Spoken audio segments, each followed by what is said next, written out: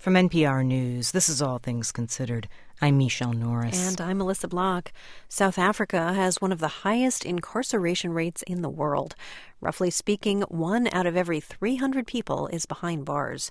That has inspired a lot of prison outreach programs. In Cape Town, one of those programs is not only rehabilitating criminals, it's also producing some fine actors. Anders Kelto has this report. The Bonnytoon House is a juvenile detention center in the Cape Town suburb of Kenilworth. The cement courtyards and covered walkways make it feel more like a dilapidated old college quad than a prison, until you see the barbed wire and heavy steel bars. Hundreds of boys pass through Bonnytoon each year, for everything from housebreaking to drug abuse to murder. Most are here for just a few months, but some spend years following a routine of meals, classes, and counseling. But recently, a new creative arts program has attracted a lot of attention. Witching time of night. Of night. It is now the very witching time of night. It is now the very witching time of night. The independent theater movement of South Africa recently started a Shakespeare program here at Bonnytoon. It's a 3-week crash course in speech and acting that ends with a staged performance right here inside the prison. This particular group is working on Hamlet. One of the boys, just 15, is here for 2 charges of robbery. South African law protects the identities of juvenile criminals, so his name cannot be given. He sits in a small holding room wearing a black Bonnytoon t-shirt and fidgets with his hands as he talks. For this is actually a big thing for me, and opportunity to experience how to feel, how actors feel, and how to work with a real producer. Torek Jenkins is the creative director. He's 29 with a trademark director's goatee. He says many of the boys are quite talented. Some of the best actors you'll ever find are the guys that sit in prison. In many cases, these gentlemen have a refined sense of how to read a situation, of how to read human nature. And he says acting allows them to express emotions they normally keep bottled up. If you shed tears in a prison, you're picked on, you're bullied.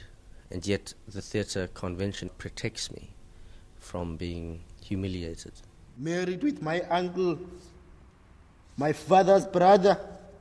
Within a month, it cannot come to good, but break my heart.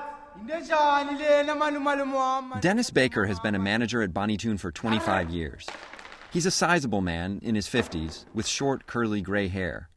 He says there was initially some skepticism over the Shakespeare program, but he's seen it help many of the inmates. A lot of them were timid, reticent, shy boys. Here they were given an impression to become something else. It made a difference to how they felt about themselves. That was evident.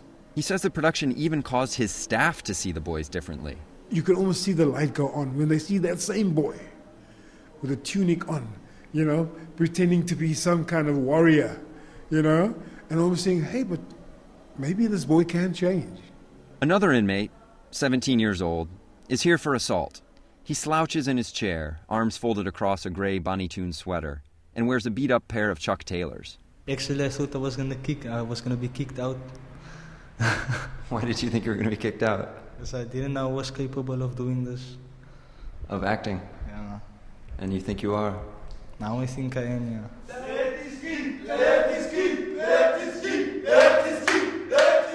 The night before the performance, the cast received some surprising news. Jenkins describes what happened. I was looking for my Marcellus in the one scene. So the guys went to look for him and then came back and said, no, he's jumped ship. Jumped ship meaning? Yeah, he had escaped the facility. It was an ironic escape. The character he played was a guard. But the next day, the show went on as planned in front of a crowd of about 75 people, mostly family, friends, and fellow inmates. It was a great performance, and the number of guards there to keep an eye on things more than made up for the missing one. Good night, good prince.